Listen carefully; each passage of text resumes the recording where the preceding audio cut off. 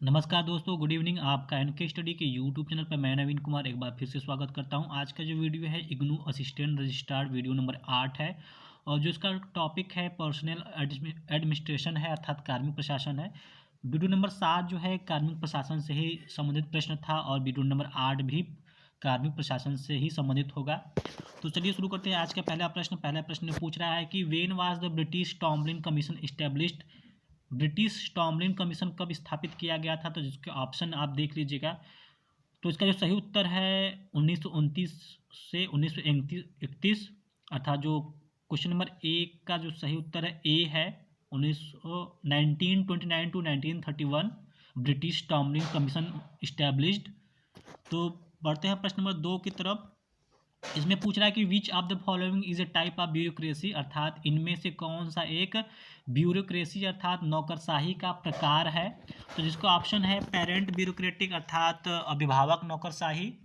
जो option B है cast bureaucratic अर्थात जाति नौकरशाही जातिगत नौकरशाही। ऑप्शन सी है प्रोटेक्शन ब्यूरोक्रेटिक अर्थात संरक्षण नौकरशाही। जो ऑप्शन डी है क्वालिफिकेशन ब्यूरोक्रेटिक अर्थात योग्यता मूलक नौकरशाही। तो दोस्तों उससे पहले मैं आपको बता देता हूं कि जो नौकरशाही के बारे में जो है कि अपनी पुस्तक में एफ एम मार्क्स ने जिनकी बुक थी द एडमिनिस्ट्रेटिव स्टेट अर्थात प्रशासनिक राज्य में नौकरशाही के चार स्तरों में वर्गीकृत किया था, जिसमें से अभिभावक जातिगत संरक्षण और योग्यता मूलक नौकरशाही आते हैं। अर्थात ये कि चारों के चारों जो है कि नौकरशाही के प्रकार हैं। दोस्तों जिस क्रम में यहाँ पे लिखा गया है उसी क्रम में जो है कि आपको याद भी करना है, क्योंकि एक दो बार जो है कि ऐसे प्रश्न भी आए हैं जब इनको क्रम में लगाने के लिए ऑर्डर में लगाने के लिए कहे गए थे। तो जो पहला ए है पेरेंट ब्यूरोक्रेसी, बी है कास्ट, सी है प्रोटेक्शन और डी है क्वालिफिकेशन नौकरशाही। तो दोस्तों इसमें पूछा जा रहा है कि नौकरशाही के कौन से प्रकार हैं? तो सभी के सभी नौकरशाही के प्रकार हैं और चारों सही हैं। ऑल ऑप्शन इज राइट अर्थात प्रश्न नंबर 2 का जो सभी ऑप्शन सही हैं। बढ़ते हैं प्रश्न नंबर 3 की ओर। पूछ रहा है कि who gave the name of new dictatorship अर्थात जो प्रश्न नंबर 3 है उसमें पूछ रहा है कि हु गेव द नेम मतलब नाम किसने दिया था ऑफ न्यू डिक्टेटरशिप का नाम किसने दिया था अर्थात नई तानाशाही। डिक्टेटरशिप का आशा है तानाशाही से, तो नई तानाशाही का नाम किसने दिया था? जो ऑप्शन है ए लॉर्ड हेवर्ड, बी सी के एलन, सी लास्की, डी रैमजे म्योर। तो यहाँ पे इस प्रश्न का जो सही उत्तर है क्वेश्चन नंबर 3 का ए लॉर्ड हेवर्ड ने जो है कि नई तानाशाही की संज्ञा दी थी। बढ़ते हैं प्रश्न नंबर 4 की ओर। इसमें कह रहा है कि the emerging pyramid of bureaucracy is called. बोला कि जो इमर्जिंग पिरामिड ऑफ ब्यूरोक्रेसी है उसको कहा जाता है अर्थात नौकर दो जो द इमर्जिंग पिरामिड है ऑफ ब्यूरोक्रेसी है उसका जो आशय है नौकरशाही का उभरता पिरामिड। तो इसको किसने कहा था? तो पकिंसन ने, रैमजे म्योर ने, फाइनर ने या फिर नन ऑफ दीज, इनमें से किसी ने भी नहीं। तो क्वेश्चन नंबर 4 का जो सही उत्तर है पकिंसन ने जो है कि नौकरशाही का उभरता पिरामिड कहा था। 1955 में पकिंसन ने लोक सेवा के विस्तार की व्याख्या करते हुए एक नियम प्रतिपादित किया था। इस नियम को आमतौर पर नौकरशाही का उभरता पिरामिड कहते हैं। जो क्वेश्चन नंबर 5 है इसमें कह रहा है कि if the designation is the raw material of the classification then the class is a circular unit. इसमें बताना है कि ये कथन जो है किसका है कि if the designation is the raw material of the classification अर्थात यदि पद वर्गीकरण के कच्चे माल हैं, रॉ मटेरियल हैं, तो वर्ग एक प्रचलन इकाई है अर्थात then the class is a circulation unit. तो ए ऑप्शन है Finer, B Glenn Stahl, C Willoughby, D Ramsay Muir. तो क्वेश्चन नंबर 5 का सही उत्तर है बी ग्लेन स्टाइल ने कहा है। ग्लेन स्टाइल ने कहा है कि यदि पद वर्गीकरण के कच्चे माल है तो वर्ग एक प्रचलन इकाई है। क्वेश्चन नंबर 6 में कह रहा है कि who was the first to adopt the scientific method of recruitment of the basis of merit system. इसमें से कह रहा है कि हु वाज द फर्स्ट, अर्थात सबसे पहले किसने एडॉप्ट किया था साइंटिफिक मेथड को, अर्थात वैज्ञानिक पद्धति के तरीके से किसने रिक्रूटमेंट को एडॉप्ट किया था on the basis of merit system, अर्थात योग्यता प्रणाली के आधार पर भर्ती की वैज्ञानिक पद्धति को सबसे पहले किसने अपनाया था। तो जो इसको ऑप्शन है, ऑप्शन ए है ब्रिटेन, ऑप्शन बी है इंडिया, सी है चाइना, डी है यूएसए। तो इसका जो सही उत्तर है सी चाइना। चाइना ने सबसे पहले योग्यता प्रणाली के आधार पर भर्ती की वैज्ञानिक पद्धति को सबसे पहले अपनाया था। इसके बारे में कुछ और डिटेल से जान लेते हैं। वहाँ प्रतियोगी परीक्षा के द्वारा भर्ती की पद्धति को ईसा पूर्व दूसरी शताब्दी में ही लागू कर दिया गया था। प्राचीन चीन में इसे मंडारिन प्रणाली कहा जाता था। मंडारिन जो है एक चीनी शब्द है जिसका अर्थ होता था उच्च पद पर आसीन व्यक्ति। तो बढ़ते हैं अगले प्रश्न की ओर, जो प्रश्न नंबर 7 है। इसमें कह रहा है कि the development of scientific method of recruitment in the modern period was the first. इसमें भी कह रहा है कि मॉडर्न पीरियड अर्थात आधुनिक काल में भर्ती की जो वैज्ञानिक पद्धति का विकास सर्वप्रथम कहाँ हुआ था। यहाँ पे मॉडर्न पीरियड के बारे में बात कर रहा है कि भर्ती की वैज्ञानिक पद्धति का विकास कहाँ हुआ था सबसे पहले। तो ऑप्शन है India, B Prussia, C Germany, D France. तो इसका जो सही उत्तर है बी प्रशा में सबसे पहले आधुनिक काल में भर्ती की वैज्ञानिक पद्धति का विकास सर्वप्रथम हुआ था। और वहाँ पे खुली प्रतियोगी परीक्षा के द्वारा भर्ती की पद्धति 18वीं सदी में स्थापित हो गई थी। प्रशा के बाद भर्ती के आधार के रूप में योग्यता के सिद्धांत को जो है कि अपनाया गया था। तो अब योग्यता के सिद्धांत से अगला प्रश्न है कि when did India adopt the principle of merit recruitment, अर्थात योग्यता के सिद्धांत को सबसे पहले योग्यता के सिद्धांत को भारत ने कब अपनाया था। जिसके ऑप्शन है 1853, 1854, 1855 या फिर 1856। तो इसका जो सही उत्तर है 1853। प्रश्न number 9, the final stage of recruitment process is. जो रिक्रूटमेंट होता है, जो भर्ती होती है उसकी फाइनल प्रोसेस क्या होता है, फाइनल यानी अंतिम प्रक्रिया रिक्रूटमेंट का क्या होता है। तो जो इसके ऑप्शन है जॉब रिक्वेशन, बी प्रोबेशन, सी प्लेसमेंट या फिर डी ओरिएंटेशन। तो आपको बताना है कि जो फाइनल स्टेज होता है रिक्रूटमेंट का वो क्या होता है। जॉब रिक्वेशन होता है, अर्थात जॉब रिक्वेशन का मतलब होता है पदों की मांग सबसे पहले आती है। या फिर बी में प्रोबेशन का आशय है परिवीक्षा से है, और सी में स्थापन प्लेसमेंट का आशय स्थापन से, और डी में ओरिएंटेशन का आशय अभिमुखन से है। तो रिक्रूटमेंट का फाइनल स्टेज क्या होता है उससे पहले दोस्तों अगर आपने इस चैनल को सब्सक्राइब नहीं किया है तो अभी तक तो सब्सक्राइब कर लीजिए, या फिर अगर इस वीडियो को देख रहे हैं तो अभी एक लाइक बटन को प्रेस कर दीजिए।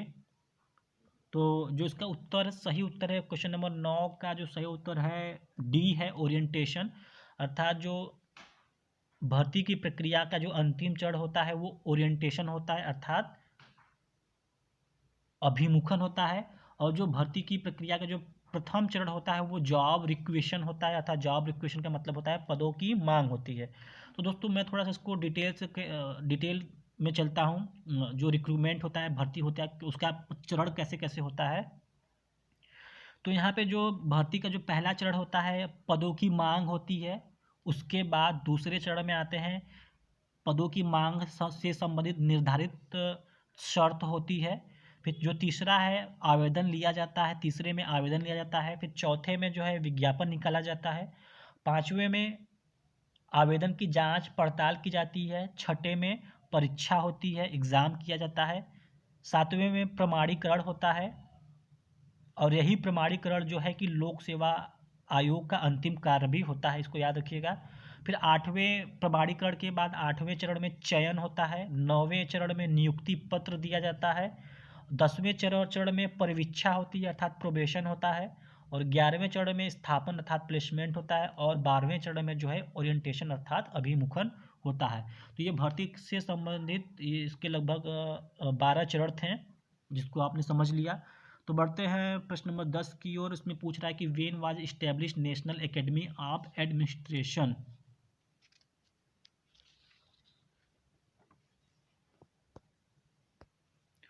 अर्थात जो है कि नेशनल एकेडमी ऑफ एडमिनिस्ट्रेशन अर्थात राष्ट्रीय प्रशासनिक अकादमी की स्थापना कब हुई थी?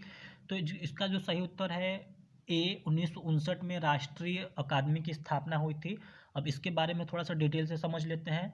तो राष्ट्रीय प्रशासन अकादमी यह हमारे देश का जो है सर्व प्रमुख प्रशिक्षण संस्थान है। इसकी स्थापना जो है उत्तराखंड के मसूरी में 1959 में की गई थी और 1972 में इसका नाम बदल कर लाल बहादुर शास्त्री राष्ट्रीय प्रशासन अकादमी कर दिया गया था, अर्थात LBSNAA, अर्थात Lal Bahadur Shastri National Academy of Administration. तो वर्तमान में यह जो राष्ट्रीय प्रशासनिक अकादमी है कार्मिक मंत्रालय के अंतर्गत आता है। तो इस प्रश्न का जो सही उत्तर है ए, 1959। बढ़ते हैं प्रश्न नंबर 11 की ओर। पूछ रहा है कि नेशनल पुलिस एकेडमी की स्थापना कब हुई थी, अर्थात राष्ट्रीय पुलिस अकादमी की स्थापना कब हुई थी? तो इसका जो सही उत्तर है 1948 में हुआ था। क्वेश्चन नंबर 11 का जो सही उत्तर है बी है। इसके बारे में भी थोड़ा सा डिटेल से जान लेते हैं कि केंद्रीय पुलिस प्रशिक्षण कॉलेज की स्थापना अर्थात राष्ट्रीय पुलिस अकादमी की स्थापना 1948 में माउंट आबू राजस्थान में हुई थी।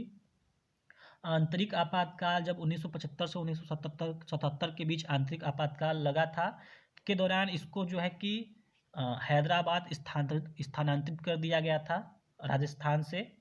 और कोहली रिपोर्ट और कोहली कमेटी जो 1966 की सिफारिश पर इसका नाम बदलकर सरदार वल्लभ भाई पटेल राष्ट्रीय पुलिस अकादमी रख दिया गया।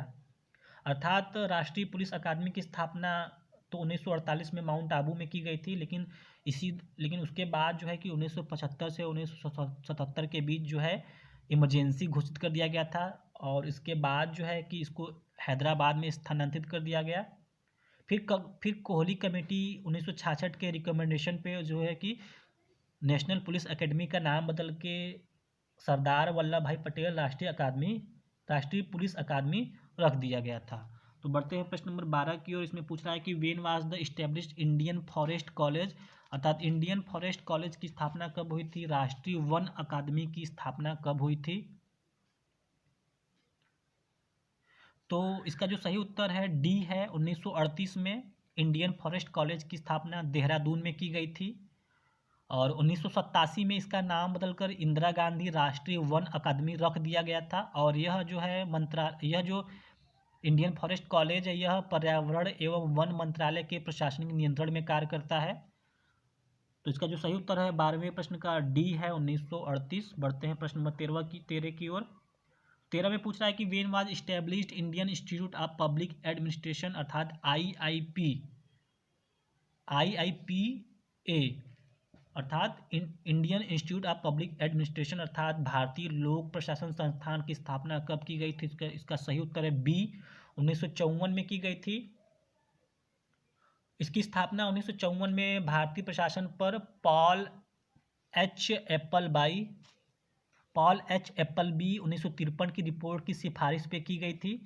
इसे अर्ध सरकारी संस्था जो अर्ध सरकारी संस्था है अर्थात Indian institute of public administration जो है ये अर्ध सरकारी संस्था है। तो इसमें जो है कि कुछ गतिविधियां होती हैं जैसे कि केंद्र सरकार, राज्य सरकार और सार्वजनिक उपक्रमों के अधिकारियों के लिए रिफ्रेशर कोर्स आयोजित करना है, प्रशासनिक अनुसंधान आयोजित करना। लोक प्रशासन के विश्वविद्यालय स्तर के अध्यापकों के लिए यह अल्पकालीन पाठ्यक्रम आयोजित करता है। तो इस प्रश्न का जो सही उत्तर है प्रश्न नंबर 13 का जो सही उत्तर है बी है, 1954। प्रश्न नंबर 14 में पूछ रहा है कि फर्स्ट पे कमीशन वाज इस्टेब्लिश्ड, पहला जो है वेतन आयोग कब स्थापित किया गया था? तो इसका जो सही उत्तर है पहला वेतन आयोग 1946 में स्थापित किया गया था, अर्थात बी इसका सही उत्तर है। जो दूसरा वेतन आयोग है 1957 में स्थापित किया गया था। जो तीसरा वेतन आयोग है 1970 में स्थापित किया गया था। और जो चौथा वेतन आयोग है 1983 में स्थापित किया गया था। जो पांचवा वेतन आयोग है 1994 में स्थापित किया गया था। तो जो पहला वेतन आयोग है जो उसके अध्यक्ष थे श्रीनिवास वर्दाचार्य थे और दूसरे वेतन आयोग के अध्यक्ष जगन्नाथ दास थे। तीसरे वेतन आयोग के अध्यक्ष रघुवीर दयाल थे। चौथे वेतन आयोग के अध्यक्ष PN सिंघल थे और पांचवें वेतन आयोग के अध्यक्ष रत्नवेल पांडियन थे। तो बढ़ते हैं आज के लास्ट प्रश्न की ओर, जो प्रश्न नंबर 15 है। इसमें कह रहा है एसीटन कमेटी रिपोर्ट 1944 का संबंध किस देश से है। एसीटन कमेटी रिपोर्ट 1944 का संबंध किस देश से है। तो जो इसके ऑप्शन है यूएसए, ब्रिटेन, फ्रांस, इंडिया, तो इसका जो सही उत्तर है बी, ब्रिटेन का संबंध जो है कि एसीटन कमेटी रिपोर्ट से है।